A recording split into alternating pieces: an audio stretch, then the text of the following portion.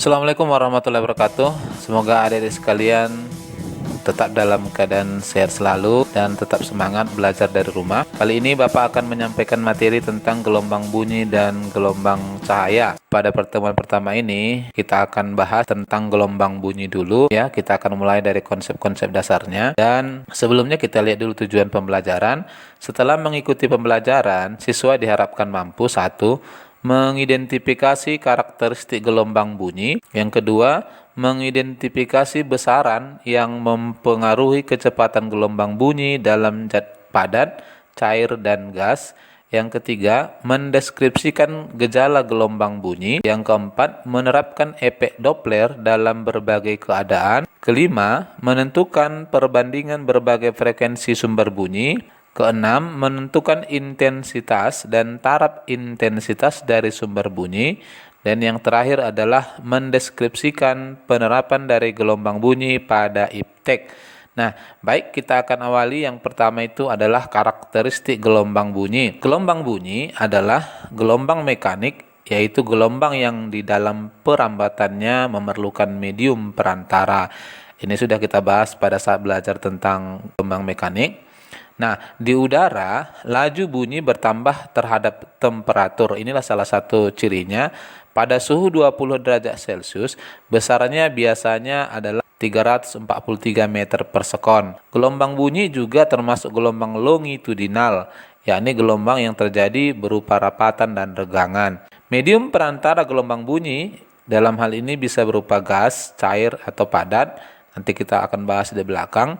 Kecepatan perambatan gelombang bunyi di dalam zat padat lebih cepat dibandingkan di dalam gas atau di udara. Nah, ini adalah telinga ya, yang sangat berperan penting di dalam mengolah informasi tentang gelombang bunyi yang kita dengar. Di sini ada tengkorak, kemudian telinga luar, dan saluran telinga yang berfungsi sebagai saluran udara. Kemudian akan menggetarkan ya udara yang ada di telinga kita. Getaran tadi kemudian diterjemahkan oleh saraf otak sehingga sebagai sebuah informasi. Nah, di sini ada rumah siput. Ini kalau rumah siputnya pecah, maka pendengaran dari manusia akan rusak. Oleh karena itu, adik-adik sekalian perlu sekali tentunya menjaga telinganya ini dengan baik, sehingga di masa tua nanti tetap bisa berfungsi dengan baik juga. Telinga manusia dapat mendengar frekuensi antara 20 sampai 20 ribu Hz. Dalam hal ini perlu diingat bahwa 1 Hz itu adalah siklus per detik, 1 siklus per detik. Jangkauan ini kita sebutlah ini sebagai jangkauan pendengaran. Di SMP barangkali ini juga sudah dibahas. Nah, disebut ultrasonik bila frekuensi di atas 20.000 Hz. Ini tentu saja kita tidak bisa mendengar. Yang bisa mendengar ini adalah gajah dan kelelawar biasanya. Kemudian gelombang ultrasonik banyak diaplikasikan dalam dunia kedokteran. Gelombang bunyi yang frekuensinya di bawah 20 Hz kita sebut sebagai infrasonik. Hewan-hewan yang bisa mendengar ini biasanya adalah kucing, juga anjing. Laju bunyi seperti yang Bapak sampaikan tadi berbeda untuk materi yang berbeda. Udara dengan suhu 0 derajat Celcius dan tekanan 1 atm, bunyi ternyata merambat dengan laju 331 meter per sekon. Sebagai contoh, di udara laju bertambah sekitar 0,6 meter per sekon untuk setiap kenaikan temperatur 1 derajat Celcius. Ini ya, sehingga hubungan kecepatan udara dengan kenaikan suhu dapat kita tuliskan bahwa P sama dengan 331 tambah 0,60 T. T ini adalah suhu. Semakin tinggi suhu udaranya, semakin cepat bunyi merambat. Pada suhu 20 derajat Celcius, laju bunyi besarannya sekitar 331 tambah 0,60 kali 20, maka ini nanti nilainya sekitar 343 meter per sekon. Ya, di antara suhu kamar lah barangkali ini. Nah, beberapa sumber bunyi misalnya meliputi pita suara, kemudian seruling, dawai gitar, dan lain-lain. Nanti kita akan bahas di sini ya. Yang kedua, kita lihat dulu kecepatan gelombang bunyi. Yang pertama kita lihat pada zat padat ya. Nah, pada zat padat ternyata kita tentukan dari konsep elastisitas, kemudian hukum 2 Newton, dan massa jenis. Di sini hubungannya adalah cepat rambat pada zat padat adalah akar dari E per rho. E di sini adalah modulus elastisitas dan rho itu adalah massa jenis zat padatnya. Lalu kalau pada zat cair, pada zat cair biasanya bunyi itu lebih lambat ya. paling lambat di zat cair ditentukan dari konsep fluida, tegangan dan regangan bulk, dan teorema momentum dan impuls. Nah, hubungan untuk zat cair kecepatan lambat bunyi adalah akar dari B per rho. B di sini adalah modulus lomba atau modulus bulk, dan rho adalah massa jenis zat cair. Ini nanti akan kamu pelajari di perguruan tinggi mata kuliah gelombang ya. Lalu yang C pada gas. Nah, untuk pada gas ditentukan dari teori kinetik gas dengan hubungan P sama dengan akar dari gamma RT per MR. Dalam hal ini, gamma adalah tetapan Laplace perbandingan kapasitas kalor pada tekanan tetap dengan kapasitas kalor pada volume tetap ya. Di teori kinetik gas kemarin sudah dipelajari.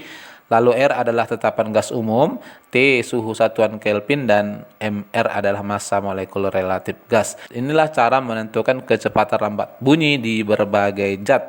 Nah, yang ketiga adalah gejala-gejala gelombang bunyi. Di awal kemarin sudah kita bahas sedikit.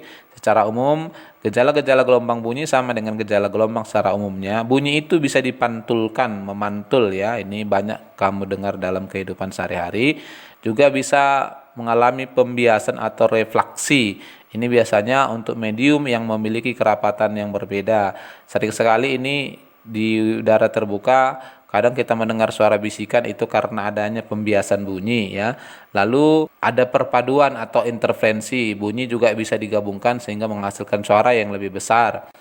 Lalu pelenturan atau difraksi ya. Ini biasanya melewati celah-celah yang sempit. Bunyi juga bisa melaluinya sepanjang udara, bisa lewat. Lalu yang kelima adalah resonansi dan pelayangan bunyi. Nah, terkait A sampai D ini sifat dan pengertiannya sudah kita bahas kemarin di gejala gelombang. Kita akan perkuat sedikit tentang resonansi dan pelayangan bunyi. Resonansi adalah peristiwa bergetarnya suatu benda karena getaran benda lain yang memiliki frekuensi sama. Nah, ini adalah sifat dari resonansi. Bila ada dua frekuensi sumber bunyi yang sama, maka akan menimbulkan getaran. Lalu yang berikut pelayangan bunyi adalah perpaduan dua gelombang yang memiliki frekuensi yang hampir sama. Dalam kehidupan sehari-hari ini sering sekali kita dengar ya, bila kamu berada di dalam kelas kemudian semuanya berbicara, maka orang yang diam akan mendengar sangat berisik sekali. Itu karena apa? Karena adanya pelayangan-pelayangan bunyi dari berbagai sumber bunyi. Nah, pelayangan bunyi ditentukan dengan F layang sama dengan F1 kurang F2. Inilah frekuensinya. Dalam hal ini adalah selisih antara dua frekuensi dari sumber bunyi yang saling berdekatan.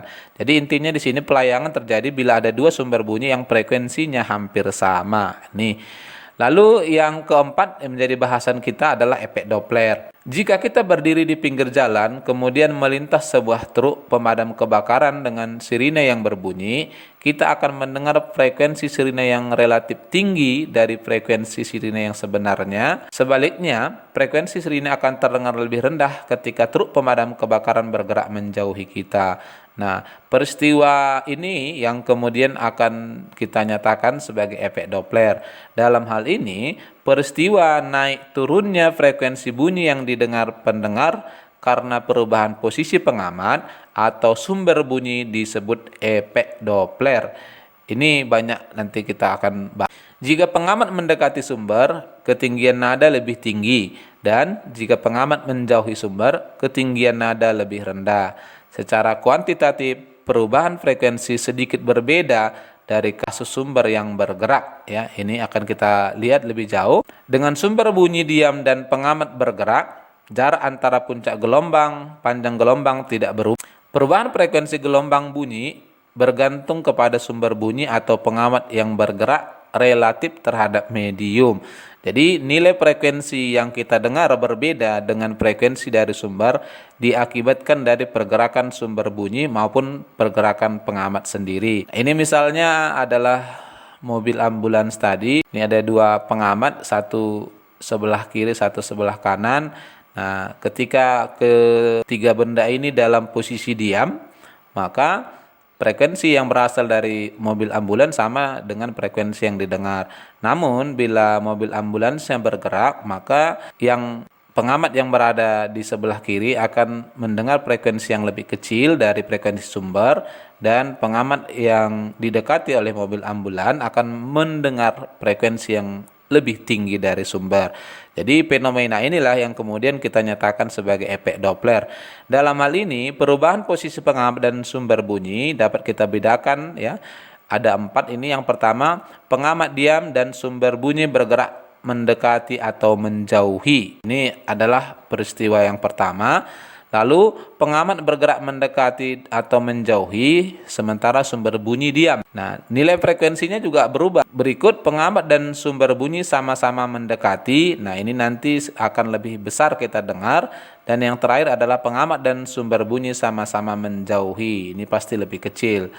Nah, dari hubungan besaran gelombang bahwa sebelumnya lambda adalah P per F. Kita mau menentukan frekuensi, maka dari sini frekuensi sama dengan P per lambda. Sehingga frekuensi yang didengar pengamat dapat kita nyatakan dengan Fp sama dengan P per lambda. Ini dengan analogi yang sama, panjang gelombang yang berasal dari sumber bunyi yang didengar pengamat adalah lambda sama dengan P plus minus PS per Fs. Nah, ini karena sumbernya adalah bergerak. Jadi PS itu adalah kecepatan sumbernya, Fs itu adalah frekuensinya. Di sini akibat pergerakan sumber, maka panjang gelombangnya juga akan berubah. Dengan mensubstitusi panjang gelombang ini, maka frekuensi yang dengar pengamat dapat kita tuliskan dengan Fp sama dengan P per P plus minus PS kali Fs. Kita ganti panjang gelombang yang berasal dari sumber tadi ke persamaan frekuensi yang didengar pengamat. Jika pengamat juga bergerak dengan kecepatan Pp, maka persamaan menentukan frekuensi yang didengar pengamat dapat kita nyatakan secara umum Fp sama dengan P plus minus Pp per P plus minus PS kali Fs. Nah, di sini analogi yang kita pergunakan adalah jika pengamat mendekati sumber, maka frekuensi yang didengarnya akan lebih besar. Jika sumber mendekati pengamat, maka frekuensi yang didengarnya juga akan lebih besar. Dalam hal ini, kita ambil dua perjanjian. PP positif jika pengamat mendekati sumber bunyi, artinya hasilnya akan lebih besar. Dan PS negatif jika sumber mendekati pengamat. Ya, jadi pembaginya lebih kecil agar hasilnya besar. Nah, dalam hal ini kita sepakati PS bertanda negatif jika mendekati pengamat. Ini perlu nanti kamu pahami agar bisa menerapkan konsep dari efek Doppler ini. Sebaliknya, PP negatif jika menjauhi sumber bunyi dan PS positif jika menjauhi pengamat. Jika ingin juga kita memperhitungkan kecepatan angin, ya biasanya kecepatan angin juga mempengaruhi terhadap frekuensi yang didengar oleh pengamat, maka kita juga bisa tuliskan bahwa frekuensi yang didengar pengamat adalah P plus minus PA plus minus PP per P plus minus PA plus minus PS kali Fs. Jika kecepatan udara searah dengan kecepatan pengamat, maka biasanya frekuensi yang kita dengar juga akan lebih besar. Sebaliknya juga, jika kecepatan sumber bunyi searah dengan kecepatan angin, maka frekuensinya juga akan lebih besar. Ya, begitu sebaliknya kalau berlawanan berarti memperkecil. Nah, dalam hal ini Fp adalah frekuensi yang didengar pengamat, Pp adalah kecepatan pengamat, Fs adalah frekuensi sumber bunyi, dan PS adalah kecepatan sumber bunyi. Ini efek Doppler dalam kehidupan dapat terjadi pada saat pesawat take off maupun landing. Kemudian efek Doppler juga diterapkan pada radar, spektroskopi, lalu medical imaging, sonic boom atau ledakan suara, dan lain-lain.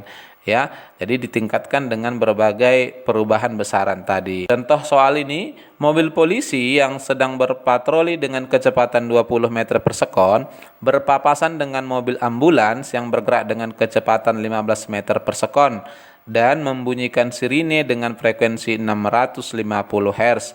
Tentukan frekuensi yang didengar polisi sebelum dan sesudah berpapasan jika kecepatan bunyi di udara adalah 340 meter per sekon.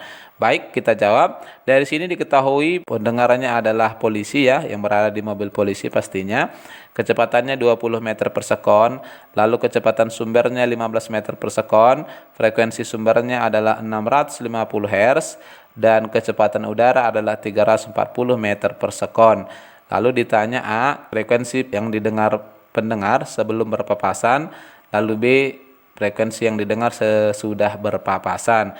Kita jawab, sebelum berpapasan, maka di sini keduanya saling mendekati, kita ambil PP-nya positif dan PS-nya negatif. Sehingga dapat kita tuliskan frekuensi yang didengar oleh pendengar FP sama dengan P tambah PP per P kurang PS kali Fs. Dari sini kita dapatkan 340 tambah 20 per 340 kurang 15 kali 650. Nah, dapatlah kita frekuensi yang didengar adalah 360 kali 2 ya. Hasilnya adalah 720 Hz. Lalu sesudah berpapasan maka Fp sama dengan P menjauhi, maka PP-nya negatif dan PS-nya positif. Kita tuliskan Fp sama dengan P kurang PP per P tambah PS kali Fs. Dari sini kita dapatkan 340 kurang 20 per 340 tambah 15 dikali 650. Dapatlah kita nilainya adalah 0,901 kali 650, 586 Hz. Inilah ketika keduanya saling menjauhi. Lalu yang kelima adalah sumber bunyi. Ini beberapa sumber bunyi yang kita bahas itu ada dawai atau senar, kemudian pipa organa. Kita mulai dulu dawai atau senar. Frekuensi yang dihasilkan sumber bunyi secara teratur kita sebut nada ya. Jadi dalam lagu-lagu itu ada nada-nada dasar, itu artinya frekuensinya sudah teratur. Untuk menentukan frekuensi yang dihasilkan dawai, kita gunakan percobaan Melde yang sebelumnya bahwa P sama dengan akar dari F per mu. F adalah gaya tegangannya, mu itu adalah massa persatuan panjang.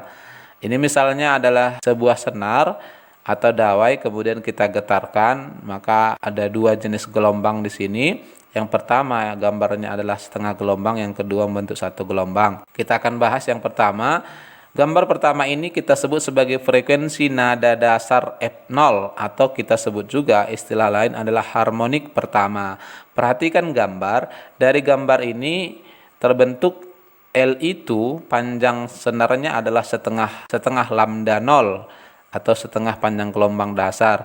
Sehingga dari sini panjang gelombangnya adalah 2 kali L. Dengan menggunakan hubungan frekuensi dan kecepatan rambatan pada dawa ini, maka kita bisa tentukan F0 di sini adalah P per lambda 0. Kita ganti lambdanya dengan menggunakan panjang senarnya. Dapatlah kita di sini F0 sama dengan P per 2L. Itulah nada dasar dari senar.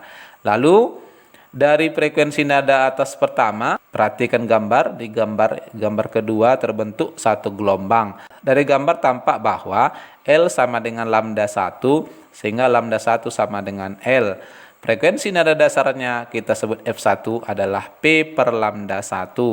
Ya, kita ganti lambdanya dengan L, dapatlah kita F1 sama dengan P per L. Atau kita samakan bentuknya ke nada dasar tadi, 2 kali P per 2L. Kita ikuti pola nada dasarnya tadi, sehingga F1-nya sama dengan 2 F0. Nah, begitu juga untuk nanti nada atas kedua akan terbentuk 1,5 gelombang. Dengan demikian, dapat kita simpulkan secara sederhana bahwa perbandingan nada-nada pada senar adalah F0 banding F1 banding F2 banding F3 sama dengan 1 banding 2 banding 3 banding 4 dan seterusnya. Jadi terjadi kelipatan setengah panjang gelombang. Lalu yang B, pipa organa terbuka ya. Ini adalah contoh pipa organa terbuka, trompet. Salah satu contohnya pada nada dasar, ini trompet atau kedua ujung terbuka, ternyata di kedua ujung itu terjadi perut gelombang dan di tengah simpul ya. Kalau kita tinjau dari tekanan udara, maka ternyata di kedua ujung pipa organa itu tekanan udaranya seperti gambar di sebelah kanan ini. Nah, di nada dasar untuk pipa organa terbuka bisa kamu lihat bahwa terbentuk itu adalah setengah gelombang. Dari sini maka F-nya itu adalah sama seperti dawai tadi, kita masukkan 2L atau panjang pipa adalah setengah lambda, maka lambda adalah 2L. Dengan cara yang sama, maka nada dasarnya adalah P per 2L.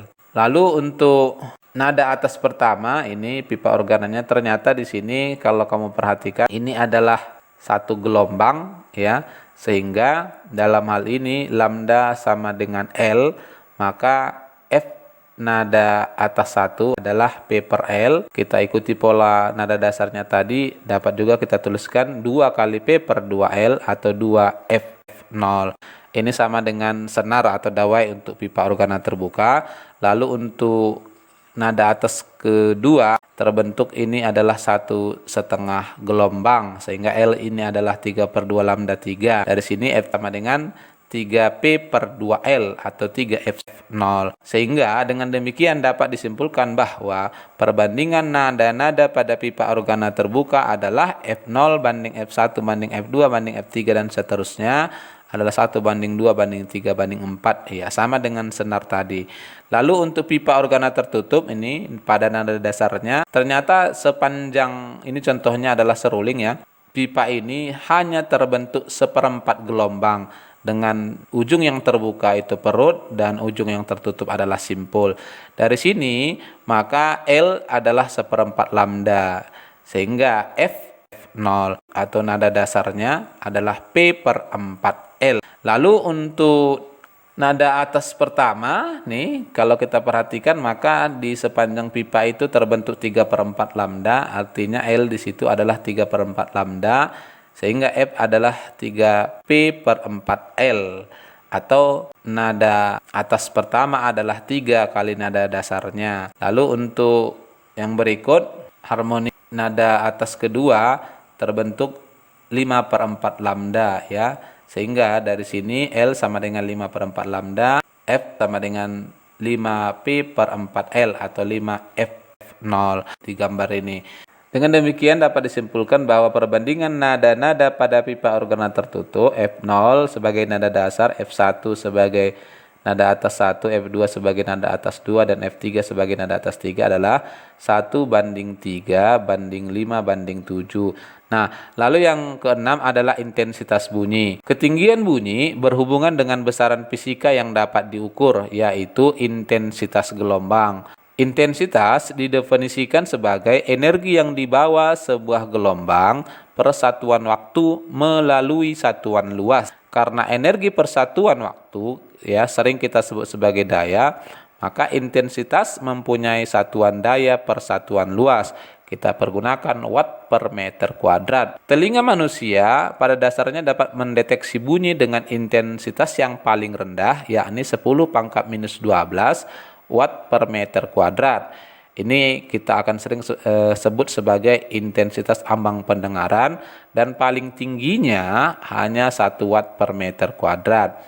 Bila lebih tinggi lagi akan menyakitkan pada gendang telinga kita. Karena hubungan antara sensasi subjek dari kenyaringan dan besaran fisika terukur kita sebut sebagai intensitas, maka intensitas bunyi dinyatakan dengan skala logaritmik ya, perbandingan. Satuan skala ini adalah bel, lebih umum dikenal dengan satuan desibel ya. Ini adalah satuan yang dipergunakan dari sumbangan pemikiran Alexander Graham Bell yang merupakan 1 per 10 bel. Dalam hal ini 10 desibel artinya 1 bel. Secara sistematis sesuai dengan pernyataan tadi bahwa I sama dengan P per A.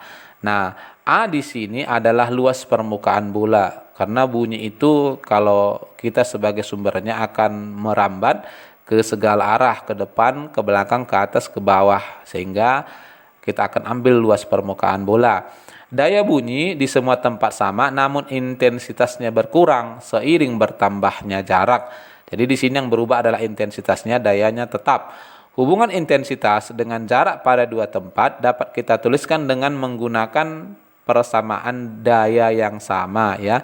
Tadi dayanya sama, dari I sama dengan P per A, maka dapat kita tentukan P sama dengan I dikali A. Dalam hal ini A itu adalah 4VR kuadrat, maka secara umum daya itu hanya dipengaruhi dari perubahan intensitas dan jarak di kuadrat. Maka dapat kita tuliskan di sini I1 R1 kuadrat sama dengan I2 R2 kuadrat. Inilah hubungan antara intensitas dengan jarak dengan kita eliminasikan 4pi ruas kiri dengan 4pi ruas kanan. Nah, untuk beberapa sumber bunyi, intensitas gabungannya dapat kita tentukan dengan menjumlahkan, sehingga ditentukan I total sama dengan I1 tambah I2 tambah I3 dan seterusnya. Selain intensitas bunyi, kita juga kenal taraf atau tingkat intensitas bunyi, kita simbolkan dengan TI. Taraf intensitas didefinisikan sebagai perbandingan logaritmatik antara intensitas suatu sumber bunyi dengan intensitas ambang pendengaran. Ya, TI dalam hal ini sesuai dengan definisinya tadi adalah 10 logaritma I per I0. I itu adalah intensitas suatu sumber bunyi, ya apapun itu. Kemudian I0 adalah intensitas ambang pendengaran. Nah, di mana I0 adalah intensitas tingkat acuan atau intensitas minimum yang dapat didengar orang rata-rata, yang kita sebut juga dengan ambang pendengaran, yang bernilai I0 sama dengan 1 kali 10 pangkat minus 12 watt per meter kuadrat. Dalam kehidupan sehari-hari, taraf intensitas bunyi ini disebut juga dengan tingkat kebisingan, ya. Nah, misalnya mobil ambulans itu ada tingkat kebisingannya, kemudian suara kereta api, tabelnya tingkat kebisingan dari berbagai mesin, ya, sumber bunyi, bisa kamu lihat di dalam buku paketmu, ada di sana. Itu yang dimaksud dengan taraf intensitas bunyi. Lalu untuk sejumlah sumber bunyi yang identik, taraf intensitas gabungannya kita tentukan dengan persamaan TIN sama dengan TI tambah 10 logaritma N. Ini hubungannya. Ini akan kita pergunakan bila ada sejumlah sumber bunyi yang dibunyikan secara serentak. Hubungan taraf intensitas dengan perubahan jarak, ya, karena intensitas juga dipengaruhi oleh jarak dari sumber bunyinya, dapat kita tentukan hubungannya TI2 pada posisi 2 adalah TI1 pada posisi 1 dikurang 20 logaritma R2 per R1. Yang terakhir adalah tinjauan kita penerapan gelombang bunyi dalam teknologi. Ya, gelombang bunyi banyak dipergunakan di dalam teknologi. Ada pada sistem sonar, ini biasanya untuk menentukan kedalaman laut. Pada sistem sonar, bunyi akan ditembakkan ke dasar laut, kemudian pantulan dari dasar laut kemudian diamati sehingga dilihat waktu yang dipergunakan. Dari sini, kedalaman laut adalah jarak bolak-balik yang ditempuh oleh bunyi dibagi 2, ya.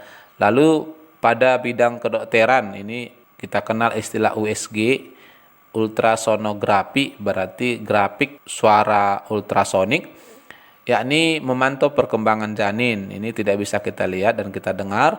Lalu C, penyinaran bibit untuk pertumbuhan lebih cepat. Ternyata bunyi juga bisa dipergunakan untuk mempercepat pertumbuhan tanaman. Lalu yang terakhir bisa kita pergunakan mendeteksi kebocoran pipa dalam tanah. Nah, dengan memantulkan bunyi, dengan merambatkan bunyi pada pipa, kita amati selisih atau rentang waktu pantulannya. Ketika ada pipa yang bocor, otomatis akan ada perbedaan waktu di sana.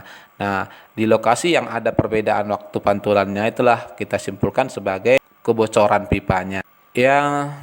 Nah, sebagai penutup, kita coba akan lihat contoh soal ini. Taraf intensitas 10 sirine yang dibunyikan secara bersamaan adalah 80 desibel. Intensitas ambang di tempat tersebut adalah 10 pangkat minus 12 Weber per meter kuadrat. Ya, Weber per meter kuadrat sama dengan watt per meter. Tentukan intensitas satu sirine tersebut. Jadi di sini ada 10 sirine dan dibunyikan serentak. Ternyata kebisingannya adalah 80 desibel. Lalu intensitas ambang adalah 10 pangkat minus 12. Berapakah nilai satu intensitas sirine tersebut?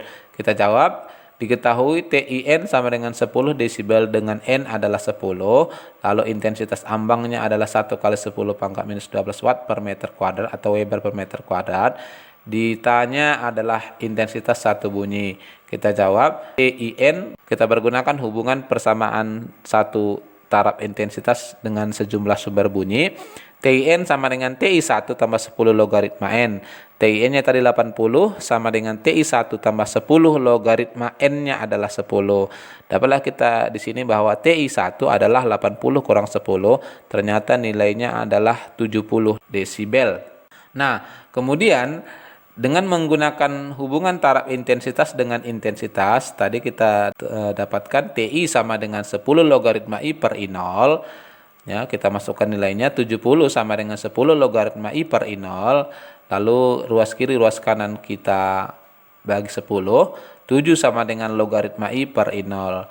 Persamaan ini kemudian kita anti logaritmakan sehingga 10 pangkat 7 sama dengan I per I0. Dari sini I sama dengan 10 pangkat 7 kali I0. Kita masukkan nilai I0 1 kali 10 pangkat minus 12. Dapatlah kita di sini bahwa intensitas satu sumber bunyi itu adalah 10 pangkat minus 5 watt per meter kuadrat. Dengan demikian, maka intensitas dari satu siri ini adalah 10 pangkat minus 5 watt per meter kuadrat.